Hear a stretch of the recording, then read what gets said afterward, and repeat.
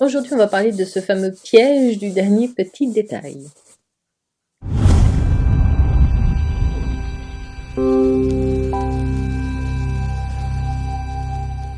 Bonjour, moi c'est Lily Flore, je suis artiste peintre et professeure de peinture et créativité. Alors aujourd'hui, justement, je peignais et à un moment donné, je pensais que c'était fini, mais là je la regarde et je me dis, ah tiens, j'ai rajouté ça.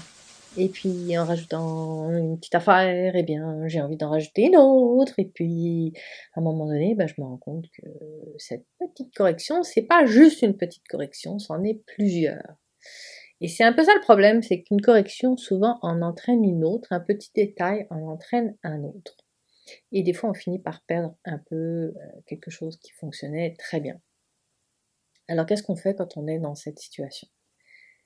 Avant de vous le dire, je vous rappelle que c'est toujours le fun si vous mettez un petit pouce levé, un commentaire en me disant d'où vous m'écoutez, d'où vous me regardez, ou un commentaire en lien avec la question du jour, ou même une autre question. En tout cas, bref, montrez-moi que vous êtes là.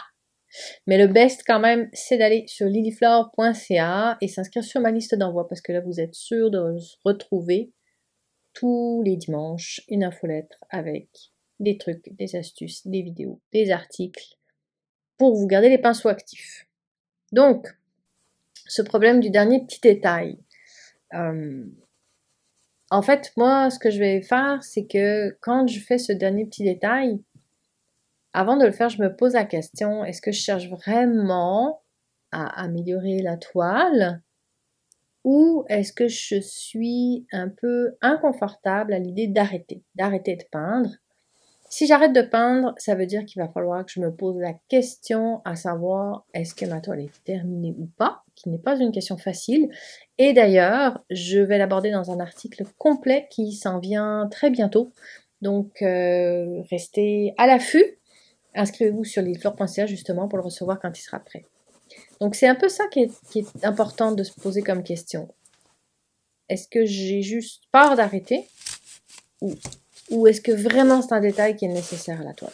Des fois, on a la réponse, des fois, on ne l'a pas, tant qu'on n'a pas mis ce dernier petit détail. Et pour ça, moi, j'adore l'acrylique parce que ce que je fais, c'est que j'efface, si je fais un petit détail et que ça ne marche pas, eh bien, je l'efface tout simplement.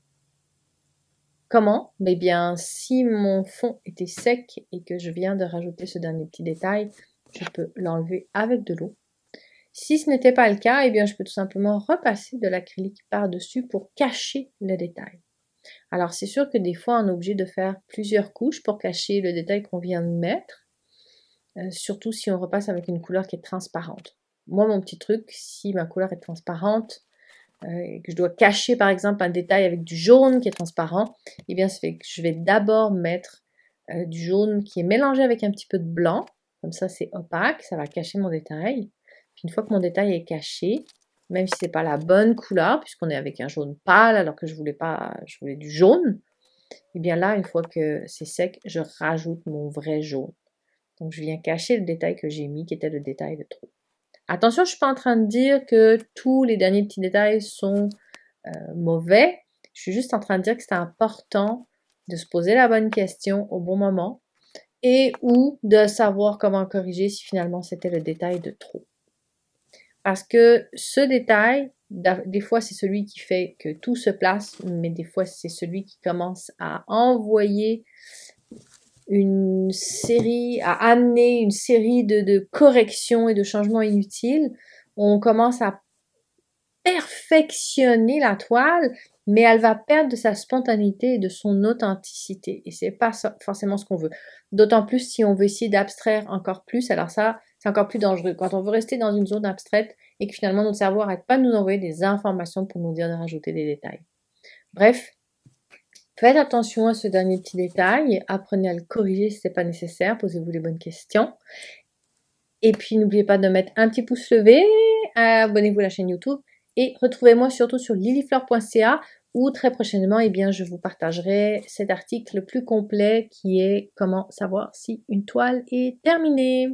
Voilà, bye bye.